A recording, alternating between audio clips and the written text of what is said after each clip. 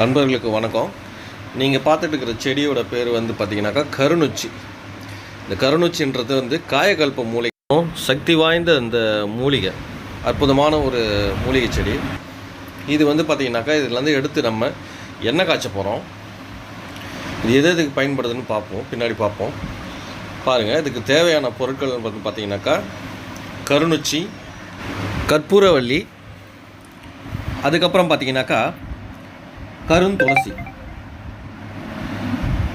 இதை எதில் காய்ச்ச போகிறோன்னு பார்த்தீங்கன்னா சுத்தமான செக்கில் ஆட்டின நல்லெண்ணெய். இந்த 4 பொருளை வச்சு தான் இப்போ நம்ம எண்ணெய் காய்ச்ச போகிறோம். அகலமான பாத்திரம் எடுத்துக்கோங்க. அதில் எண்ணெய் ஊற்றிக்கிட்டு தேவையான அளவுக்கு எண்ணெய் ஊற்றிக்கங்க. நான் இப்போ 1 லிட்டர் அளவுக்கு நான் காய்ச்ச போகிறேன். காய்ச்சதுக்கப்புறம் கருநொச்சியை போட்டுக்குங்க எண்ணெயில். இது எப்பவுமே வந்து செய்யக்குள்ள லோ ஃப்ளேமில் வச்சு செய்யுங்க. ரொம்ப ஹை ஃப்ளேமில் வச்சு செய்யக்கூடாது. கடைசி வரைக்குமே லோ ஃப்ளேமில் தான் வச்சு செய்யணும். ஓகேங்களா? வந்து கருநொச்சியை போயிட்டு நல்லா கிளறிக்கிட்டே இருக்கணும். ஏன்னா இதில் நுர வரும். அதுக்கப்புறம் வந்து பார்த்திங்கனாக்கா கருந்துளசியை சேர்த்துக்கிறோம். போட்டு கிண்டிக்கிட்டே இருக்கணும். நல்லா எண்ணெயோட மிக்ஸ் ஆகணும். கருந்துளசியை போட்டுக்கினதுக்கப்புறம் கற்பூரவள்ளியை ஆட் பண்ணிக்கலாம். அதில் எதையும் போட்டு நல்லா இந்த நுர நிற்கிற அளவுக்கு நல்லா வணங்கணும்.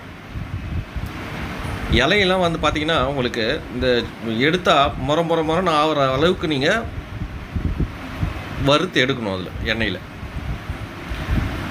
அந்த பக்குவத்துக்கு வந்ததுக்கப்புறம் நீங்கள் ஸ்டவ் ஆஃப் பண்ணி வச்சிடலாம். இப்போ பாருங்கள், இது நல்லா சாரெல்லாம் நல்லா இறங்கி அந்த இலையெல்லாம் பாருங்கள் ஒன்றுமே இல்லை பாருங்கள். அதில் அப்படியே வத்தல் மாதிரி ஆகிப்போச்சு. எடுத்துட்டிங்கன்னா முறுமுறுன்னு உடையும். இந்த இதெல்லாம் ஃபில்ட்ரு பண்ணி வச்சுட்டு அதுக்கப்புறம் பார்த்திங்கனாக்கா இதில் முக்கியமான பொருள் என்னென்னு பார்த்தீங்கன்னாக்கா பச்சை கற்பூரம். சாதா கற்பூரம் கிடையாதுங்க, பச்சை கற்பூரம். நாட்டு மருந்து கடையில் கேளுங்க, பச்சை கற்பூரம் கிடைக்கும். அது எடுத்துகிட்டு வந்து கொஞ்சமாக அதில் மிதமான சூடு இருக்கக்குள்ளே அதில் தூவி நல்லா கலக்கிடுங்க. இதோட பயன்கள் பார்த்தீங்கன்னாக்கா ஆஸ்துமா, சைனஸு, ஒற்றைத்தலைவரி இது எல்லாத்துக்குமே நல்லா கேட்கும். இது அற்புதமான ஒரு மூலிகை எண்ணெய். நீங்களே ட்ரை பண்ணி பாருங்கள் வீட்டில்.